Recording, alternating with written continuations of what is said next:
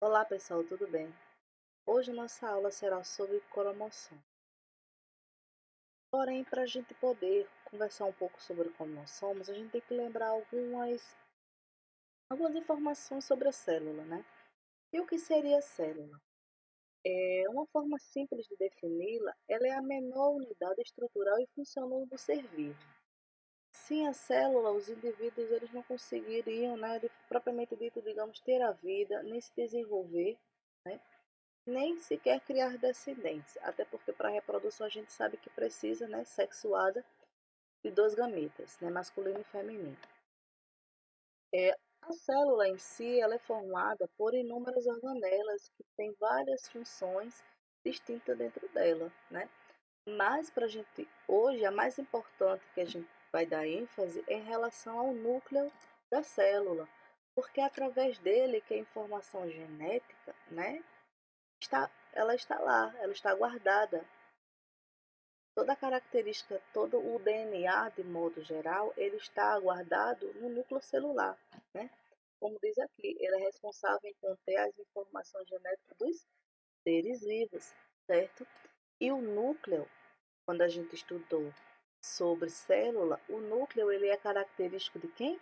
De células eucarióticas, certo? Todos os eucariontes vão ter células com núcleo, né? Cada um tem um tipo de forma diferente, mas todas vão ter o quê? Núcleo, em exceção né, a célula do sangue, que aí tem outras características. O núcleo, ele também tem seus componentes, né? Que a gente chama de componentes nucleares são, que é a cromatina, os nucleolos, o envoltório nuclear, certo? Os poros nucleares, todo esse grupo aí de componentes, eles têm várias funções dentro da célula para poder manter, né, manter o DNA e toda a informação genética dentro do indivíduo. Por exemplo, os nucleolos é a região onde formam os ribossomos. O ribossomo está estritamente ligado à leitura do DNA, né, junto com as proteínas. Já na cromatina, ela é onde está lá o conjunto dos fios do DNA, ou seja, nessa região aqui está todo o DNA lá, né, em formas de fitas, né, como a gente sabe. Já o envelope nuclear é a estrutura que vai individualizar, certo, o núcleo, porque a gente sabe que tem a célula dividida em membrana, citoplasma e núcleo, e também o núcleo ele tem sua membrana, né, que é esse envelope nuclear. E os poros nuclear vai ser onde ele vai regular a entrada e saídas de moléculas, está relacionado, né, à leitura do DNA. Então, depois que a gente revisou, a gente viu a célula, o que ela é, as organelas, e qual é a célula e qual é a organela mais importante dentro da célula, né? Onde está contido o material genético e aonde vai estar guardado quem, pessoal? Os cromossomos, isso mesmo. E o que são cromossomos? Os cromossomos nada mais é do que fitas longas de DNA, certo? E ele ocorre no núcleo das células, tanto gamética como as demais células do corpo de qualquer eucarionte, ou seja, até de nós mesmos, né? Então ela vai ocorrer nas nossas células gaméticas, como também em todas as células do nosso corpo, desde a pele, órgãos e etc.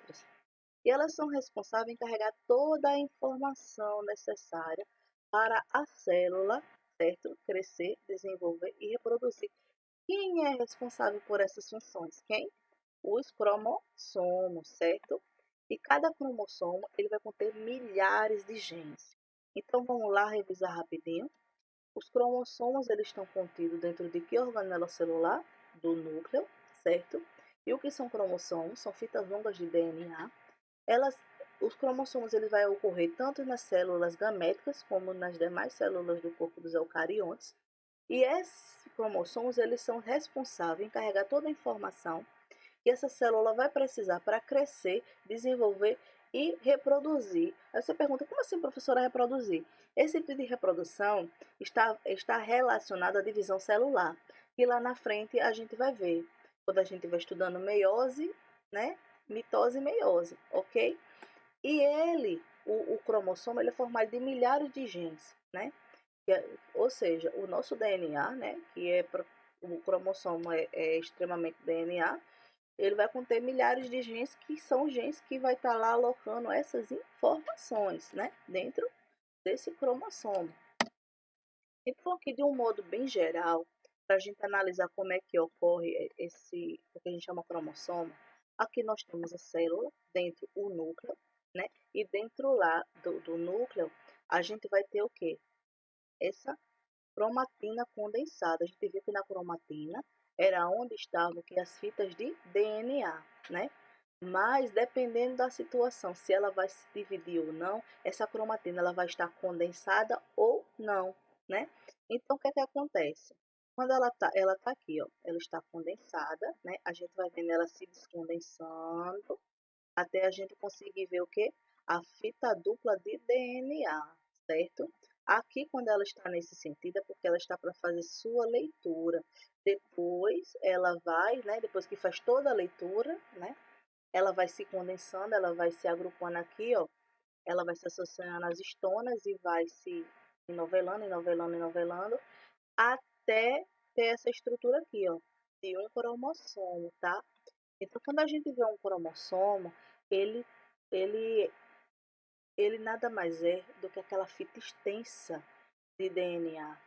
Porque o DNA ele tem muitos metros de comprimento, ele é enorme, certo?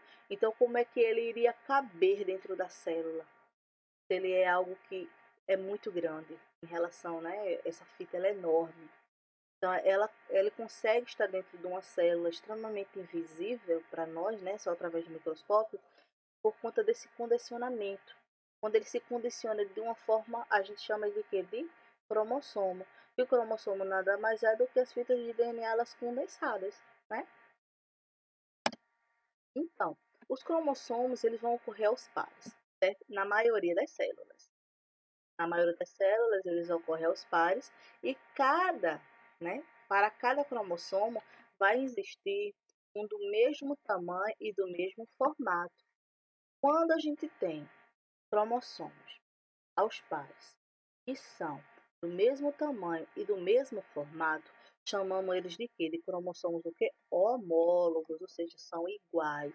A gente pode analisar aqui, ó. Olha esse cromossomo aqui. Os pares não são iguais, os pares não são iguais, os pares aqui, ó. Então a gente diz que eles são o quê? Cromossomos homólogos, ok? Porém, os cromossomos nem sempre, né, tem um grupinho aí que não vai ter aos pares, né? Os cromossomos que não ocorrem aos pares são quem? Os gametas, certo? Os gametas, eles não ocorrem aos pares, certo?